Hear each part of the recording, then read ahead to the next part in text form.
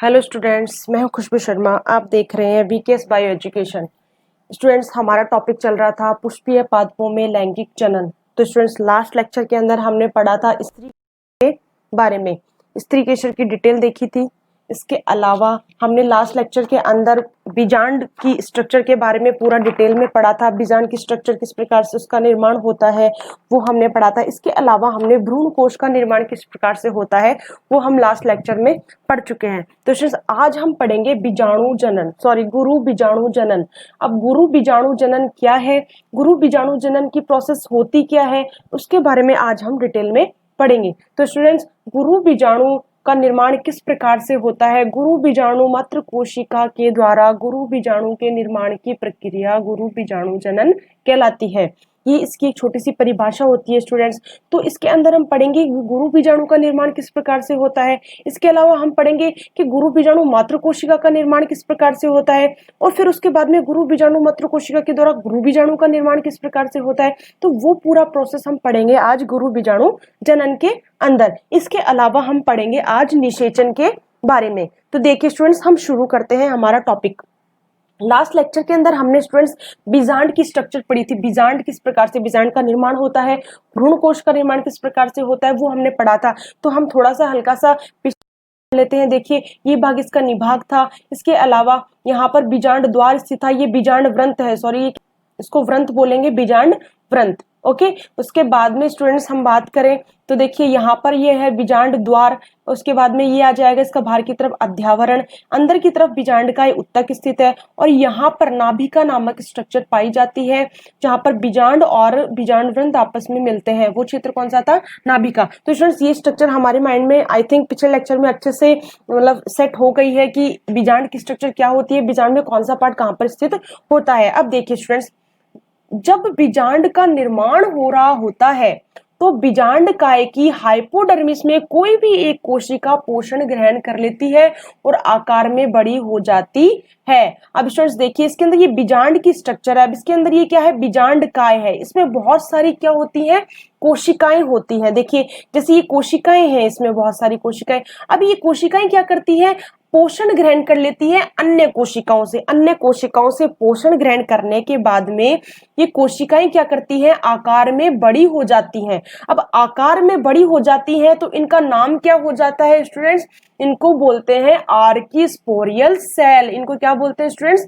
Archesporial cell या प्रसूतक कोशिका या प्रपशु कोशिका। इन तीनों में से कोई भी नाम यदि एग्जाम में आ जाए तो आपको कंफ्यूज नहीं होना है, ये तीनों एक ही चीज है। ओके, तो आप इसको इंग्लिश में याद रखेंगे तो बिल्कुल कंफ्यूज नहीं होंगे। क्या नाम है इसका? Archesporial cell. क्या था स्टूडेंट्स? बीजांड काय के अंदर क्या थी? बहुत सारी कोशिकाएं थी। उनमें से कोशिकाओं ने क्या किया? पोषण ग्रहण किया। पोषण ग्रहण करने के बाद में क्या हुआ? कोशिकाएं आकार में बड़ी हो गई, और उन कोशिकाओं को क्या कहा गया स्टूडेंट्स? प्रपशु कोशिका या आर्किस्पोरियल सेल कहा गया। अब देखिए, ये आर्किस्पोरियल सेल जो है, इसमें क्या हुआ स्टूडेंट्स? समसूत्री विभाजन हुआ। समसूत्री विभाजन का मतलब क्या होता है? ये जो सूतक कोशिका थी, आर्किस्पोरियल सेल जो थी, वो क्या थी स्टूडेंट्स? द्विगुणित थी। तो इससे बनने वाली कोशिकाएं जो है, डॉटर सेल्स जो है, वो कैसी होंगी? द्विगुणित होगी। समसूत्री विभाजन का यह रूल होता है कि इसके द्वारा पुत्री कोशिकाएं जो होती है उसके गुणसूत्र मात्र कोशिका के समान ही होते हैं समसूत्री विभाजन में।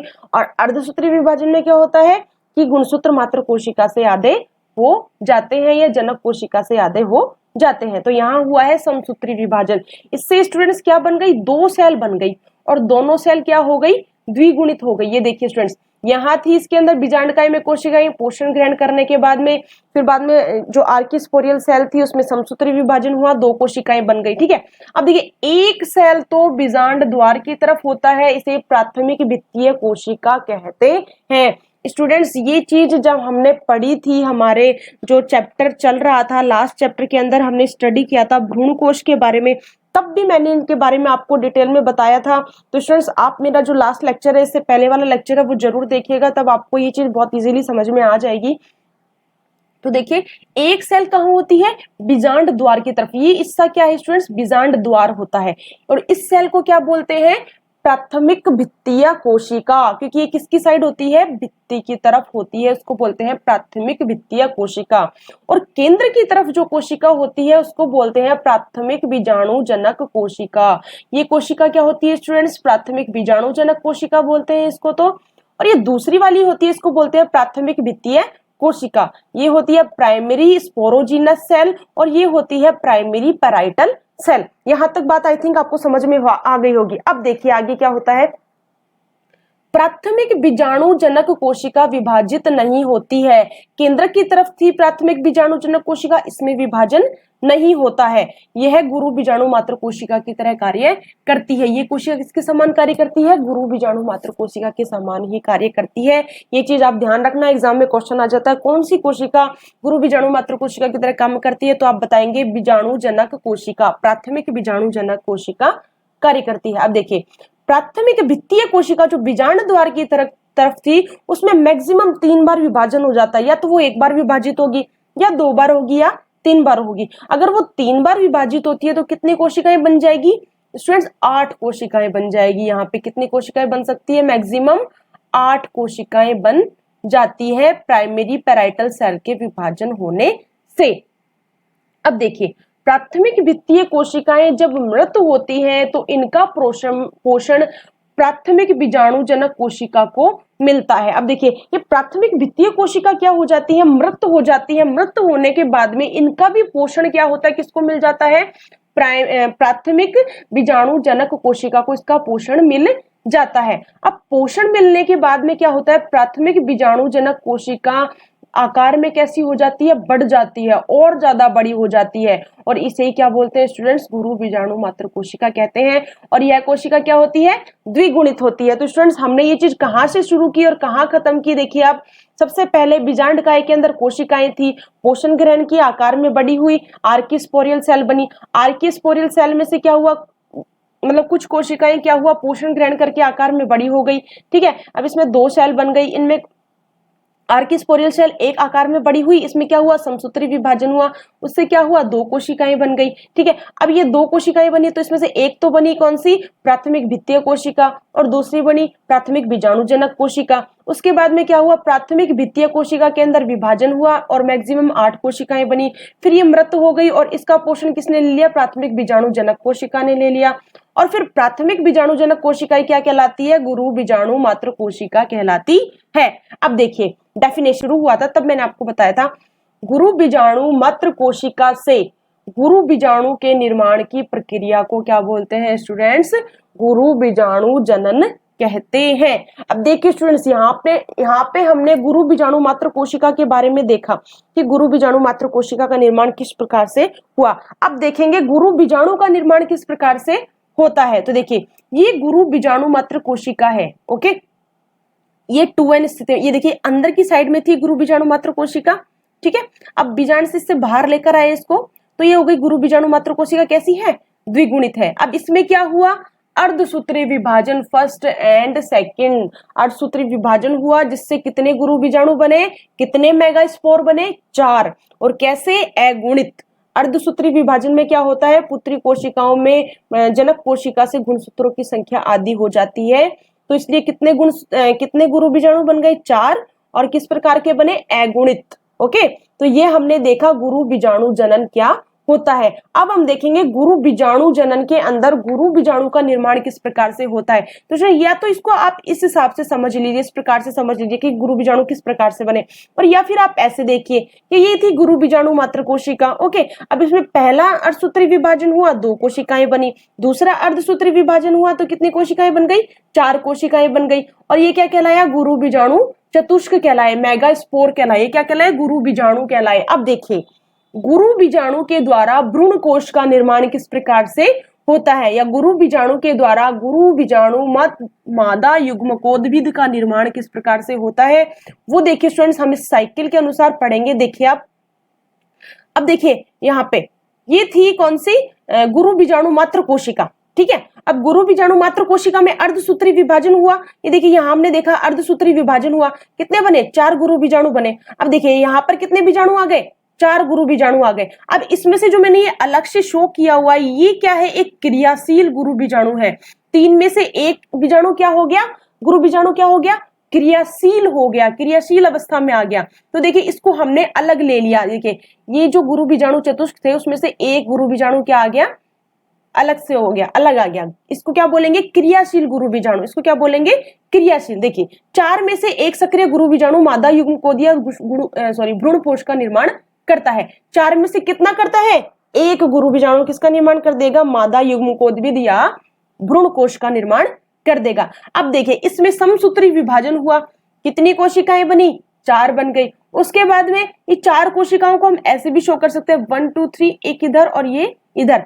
अब देखिए स्टूडेंट्स, चार कोशिकाओं के अंदर अब आप देखिए कि ये और ये वाली कोशिका, ये दोनों कोशिकाएं कहां आ गई, केंद्र में आ गई, केंद्रीय कोशिका बन गई।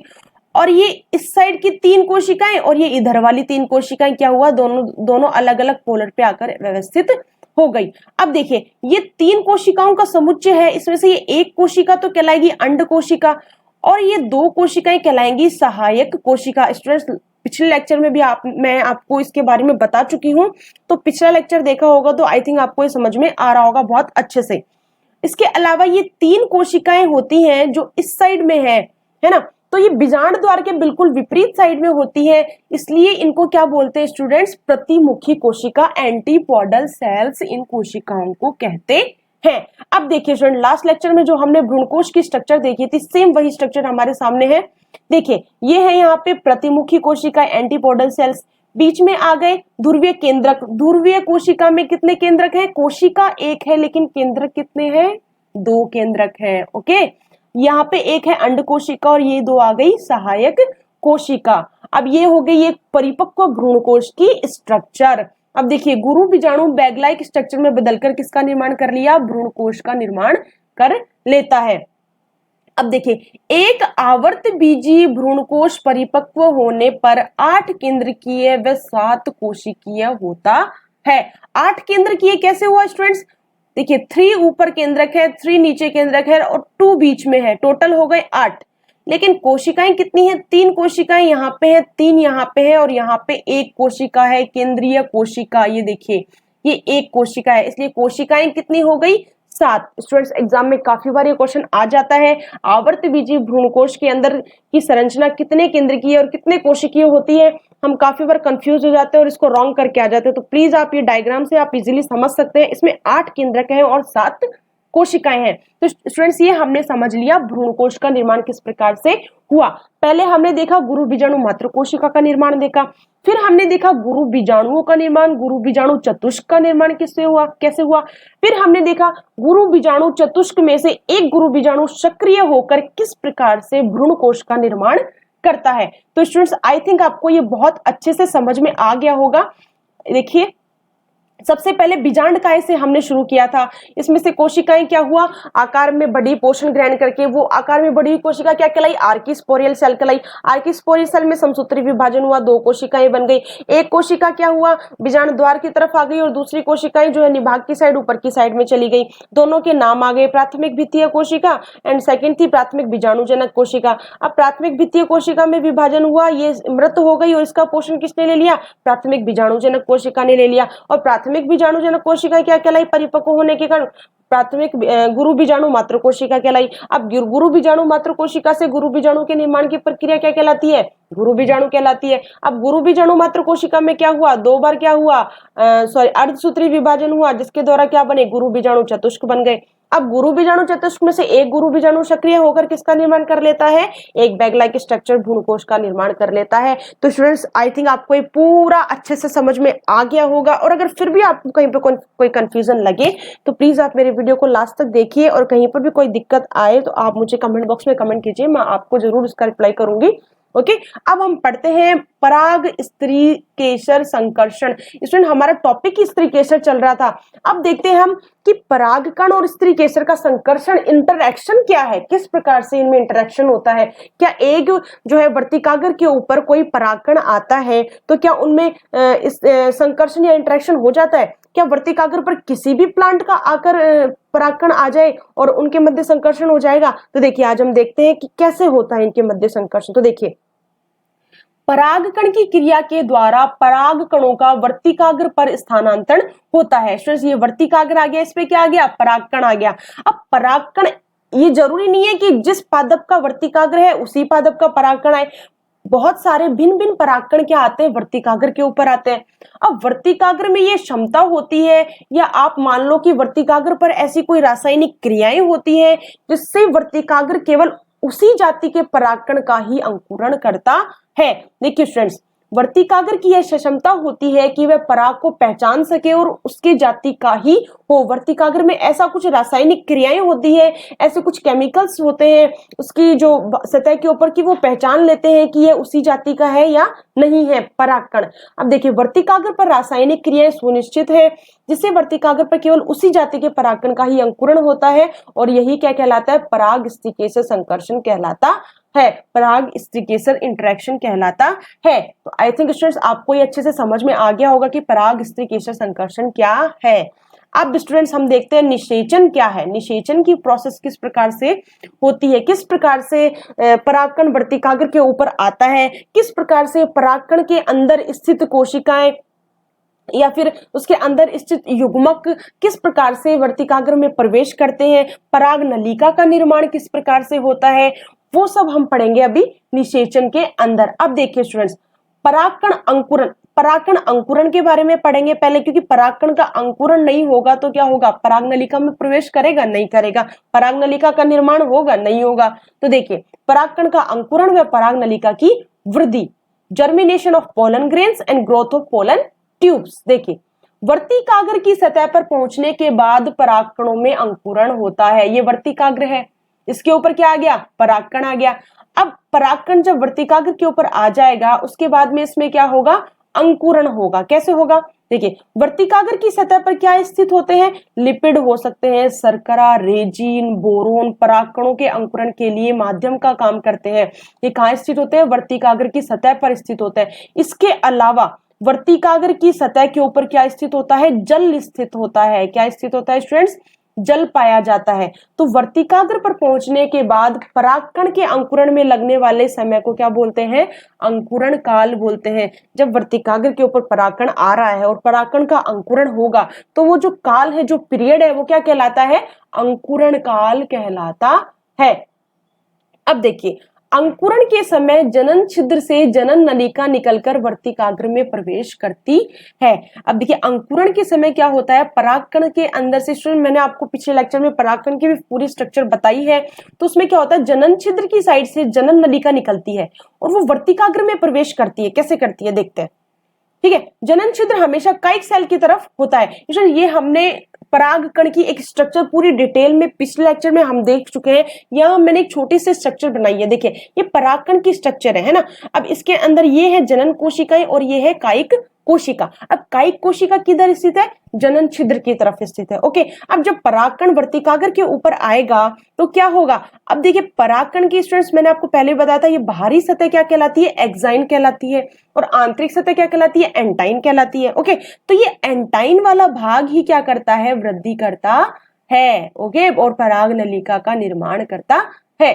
अब देखिए ये कायिक कोशिका है, यहाँ पे जनन कोशिका है। अब ये कायिक कोशिका वाला भाग जो है, इधर ये जनन छिद्र होता है, यहीं से ही पराग नलिका का निर्माण होता है। देखिए पराग वर्तिकाग्र की सतह पर क्या होता है, जल होता है, जल इकट्ठा रहता है यहाँ पे, तो क्या होता है, जल कहाँ प्रवेश करने लग जाता है, कायिक कोशिका में इकट्ठा हो जाता है। अब कायिक कोशिका में जब जल इकट्ठा हो गया है तो क्या होगा, कायिक कोशिका कैसे हो जाएगी, फूलने लग जाएगी। ये देखिए इसका एंटाइन भाग क्या करने लग जाएगा, फूलने लग जाएगा। वर्तिकाग्र पर क्या स्थित थे, जल, वाटर स्थित था, इसका किसमें प्रवेश हुआ, जल का कायिक कोशिका में प्रवेश हुआ। कायिक कोशिका में प्रवेश के बाद क्या हुआ, कायिक कोशिका के आकार में वृद्धि हुई, ये फूलने लग गई। आकार में कैसे होने लगी है, देखिए वृद्धि होने लग गई ना इसमें, और ये वर्तिकाग्र में प्रवेश करने लग गई। कौन सा भाग, एंटाइन भाग। ध्यान रखना स्टूडेंट्स, काफी बार एग्जाम में क्वेश्चन आ जाता है। अब देखिए कायिक कोशिका का एंटाइन भाग बाहर आता है। कौन सा भाग बाहर आ रहा है, एंटाइन भाग, जिससे पराग नलिका का निर्माण हो जाता है। ये देखिए बाहर आ गया, और उसके बाद में इसमें ये जो जनन कोशिका थी, ये कायिक कोशिका थी। अब ये जब इसमें प्रवेश करेगी तो क्या होगा, इसके युग्मक किसमें प्रवेश कर जाएंगे, वर्तिकाग्र के अंदर प्रवेश कर जाएंगे, और क्या हो जाएगा स्टूडेंट्स, निषेचन हो जाएगा। देखिए आगे हम देखते हैं किस प्रकार से। अब देखिए पराग नलिका को सबसे, अब स्टूडेंट्स काफी बार एग्जाम में क्वेश्चन आ जाता है, काफी बार जो है कंपटीशन एग्जाम में ये वाला क्वेश्चन आ जाता है कि पराग नलिका को सबसे पहले किसने देखा, तो आप बताएंगे पराग नलिका को सबसे पहले साइंटिस्ट एमिसी ने देखा पोर्चुलाका पादप में। स्टूडेंट्स ये नोट्स में बीच बीच में इसलिए डालती हूँ क्योंकि इंपॉर्टेंट क्वेश्चन होते हैं और कंपटीशन एग्जाम में या फिर आपके जो नॉर्मल एग्जाम में भी काफी बार पूछ लिए जाते हैं। अब देखिए, प्राय एक परागकण से एक ही पराग नलिका निकलती है। एक परागकण से क्या होता है, ये एक परागकण था, इससे क्या निकली, एक ही पराग नलिका निकली। ऐसे परागकणों को क्या बोलते हैं, एक नलिकीय कहते हैं। इसके अलावा एक से अधिक पराग नलिकाएं उत्पन्न करने वाले परागकण क्या कहलाएंगे, बहुनलिकीय कहलाते हैं। अब स्टूडेंट्स परागकण से पराग नलिकाएं निकलती हैं, इसमें मैंने एक बताया, लेकिन काफी बार क्या होता है कई पराग नलिकाएं भी निकल जाती हैं, तो उनको क्या बोलते हैं स्टूडेंट्स, बहुनलिकीय परागकण बोलते हैं। लेकिन नलिकाएं कितनी भी निकाल लो, लेकिन उसमें से केवल एक ही पराग नलिका सक्रिय होती है। देखिए, एक से अधिक पराग नलिकाएं उत्पन्न करने वाले एग्जाम्पल देखिए पहले तो आप, कुकुरबिटेसी और मालवेसी।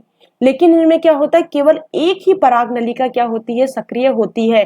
बहुनलिकीय है परागकण, लेकिन पराग नलिका सिर्फ एक ही सक्रिय होगी। एग्जाम्पल कुकुरबिटेसी और मालवेसी। ओके, अब देखिए क्वेश्चन आ जाता है एग्जाम्पल की पराग नलिका की लंबाई किस पर निर्भर करेगी, तो पराग नलिका की लंबाई वर्तिका की लंबाई के ऊपर निर्भर करेगी। इसमें मैंने आपको बताया था, ये है वर्तिकाग्र, ये लंबा भाग होता है, ये कहलाता है वर्तिका, और नीचे होता है अंडाशय। ओके, तो स्टूडेंट्स ये देखिए,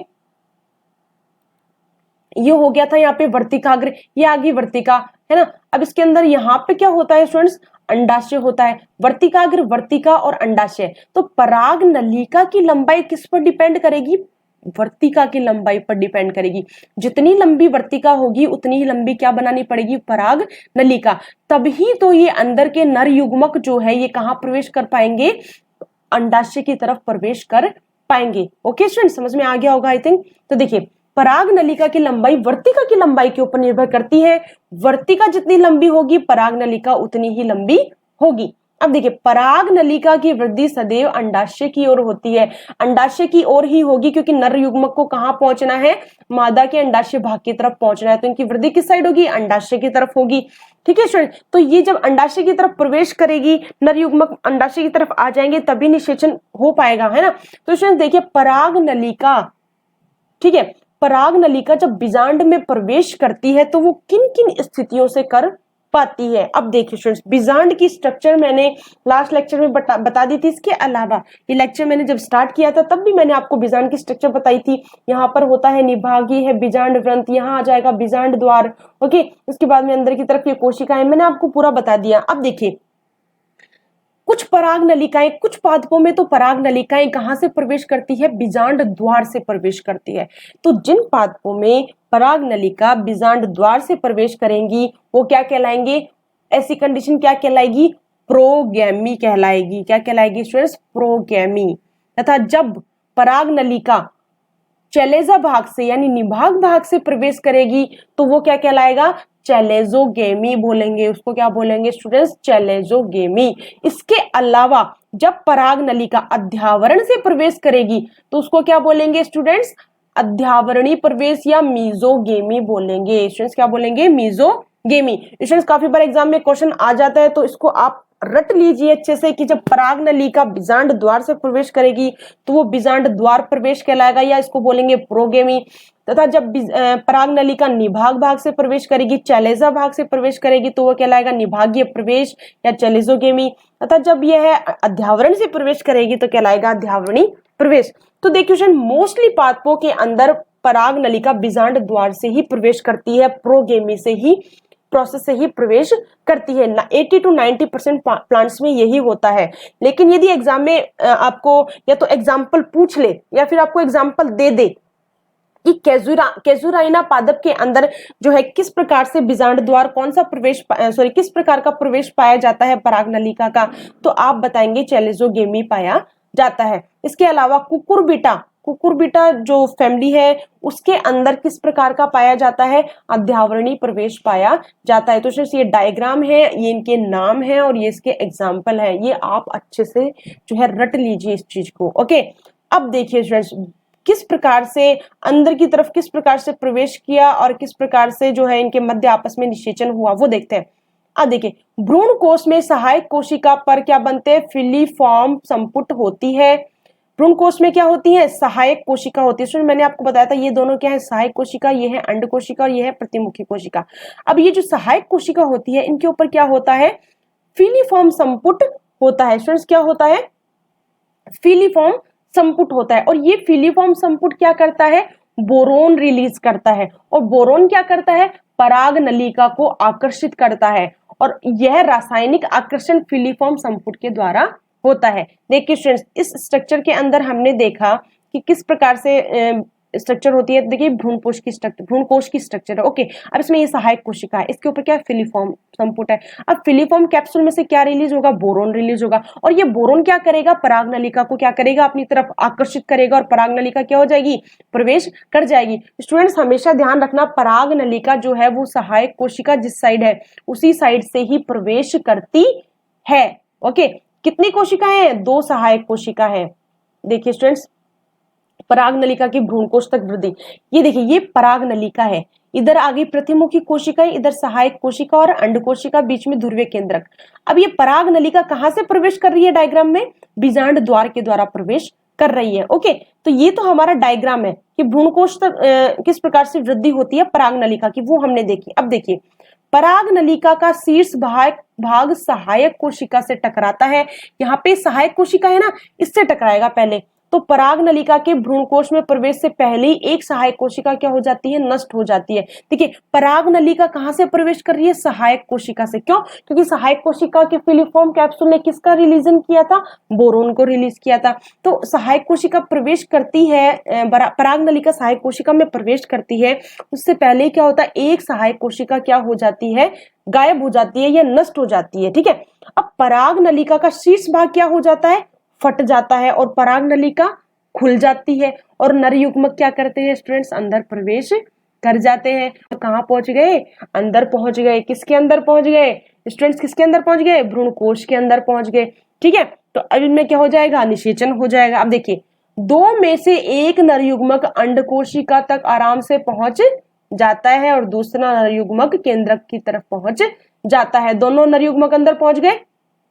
अब देखिए, भ्रूण कोश में मादा युग्मक है, हमें पता है, और पराग नलिका में क्या चले गए, नर युग्मक। तो भ्रूण कोश में प्रवेश कर दिया नर युग्मकों ने, तो इसे ही क्या बोलते हैं, निषेचन बोलते हैं, है ना। तो भ्रूण कोश में मादा युग्मक है ना, और पराग नलिका के थ्रू क्या आए, नर युग्मक अंदर प्रवेश कर गई। किसके अंदर प्रवेश कर गए, भ्रूण कोश में प्रवेश कर गए। और यही प्रोसेस क्या कहलाएगा स्टूडेंट्स, इसी प्रोसेस को क्या बोलते हैं हम, इसी प्रोसेस को हम बोलते हैं निषेचन। यही प्रोसेस क्या होता है स्टूडेंट्स, निषेचन होता है। ठीक है, इसको बोलते हैं निषेचन। अब देखिए, निषेचन के बाद क्या होता है, वर्तिकाग्र और वर्तिका दोनों ही क्या हो जाते हैं, लुप्त हो जाते हैं। और इनमें से क्या बच जाते हैं, अंडाशय और बीजांड शेष रह जाते हैं। अंडाशय से किसका, अब स्टूडेंट काफी बार एग्जाम में क्वेश्चन आ जाता है, अंडाशय से किसका निर्माण होता है, तो हम बताएंगे अंडाशय से फल का निर्माण होता है। मतलब फल भित्ति का निर्माण किससे होता है, अंडाशय भित्ति से होता है। और बीजांड के द्वारा किसका निर्माण होता है, बीजांड किसका निर्माण करता है, बीजांड बीज का निर्माण करता है। और बीज के अंदर क्या होता है, भ्रूण होता है। तो आप बोल सकते हैं बीजांड के द्वारा बीज या भ्रूण का निर्माण होता है, अंडाशय के द्वारा फल का निर्माण होता है, और फल भित्ति का निर्माण अंडाशय भित्ति के द्वारा होता है। और अंडाशय और बीजांड का निर्माण कब होता है, जब निषेचन में वर्तिकाग्र और वर्तिका लुप्त हो जाते हैं। तो स्टूडेंट्स ये हमने पढ़ लिया क्या, पूरा निषेचन का प्रोसेस। तो स्टूडेंट हमने आज निषेचन के बारे में पूरा पढ़ा, किस प्रकार से भ्रूणकोश के अंदर किस प्रकार से पराग नलिका के थ्रू नर युग्मक प्रवेश करते हैं, वो हमने पढ़ा निषेचन। इसके अलावा हमने बीजांड द्वार बीजांड में प्रवेश किस प्रकार से होता है, पराग नलिका के कितने प्रकार से हो सकता है, वो हमने आज पढ़ लिया, है ना। इसके अलावा पराग नलिका का निर्माण किस प्रकार से होता है वो हमने पढ़ लिया, है ना। इसके बाद निषेचन का तो पूरा हमने आज पढ़ लिया। इससे पहले हमने पढ़ा था कि किस प्रकार से गुरु बीजाणु मात्र कोशिका का निर्माण होता है, उससे किस प्रकार से गुरु बीजाणु चतुष्क का निर्माण होता है, और गुरु बीजाणु चतुष्क के द्वारा किस प्रकार से परिपक्व भ्रूण कोश का निर्माण होता है ना। और इस प्रकार से हमने आज हमारा पूरा क्या पढ़ लिया, गुरु बीजाणु जनन पढ़ा। ठीक है। तो आई थिंक स्टूडेंट्स आपको आज ये गुरु बीजाणु जनन समझ में आ गया होगा। तो स्टूडेंट्स इसमें क्या होता है, निषेचन तो हमने पढ़ लिया, लेकिन इनमें क्या होता है, दोहरा निषेचन भी होता है। दोहरा निषेचन भी हम क्या करेंगे, हमारे नेक्स्ट लेक्चर में पूरा डिटेल में पढ़ेंगे। तो स्टूडेंट्स यदि आपको मेरा ये लेक्चर पसंद आया है, या फिर आप मेरे जो मैं जो पढ़ा रही हूँ वीडियो में वो आपको अच्छे से समझ में आ रहा है, तो प्लीज आप मेरे चैनल को सब्सक्राइब कर लीजिए और मेरे पीछे के लेक्चर जो है इस चैप्टर के वो जरूर देखिए, तब आपको ये चैप्टर पूरा अच्छे से समझ में आ जाएगा। तो स्टूडेंट्स आप मेरे जो चैनल को लाइक कीजिए, शेयर कीजिए, सब्सक्राइब कीजिए, और अगर आपकी कोई क्यूरीज है तो प्लीज आप मुझे कमेंट बॉक्स में बताइए। Thanks for watching this video. Okay.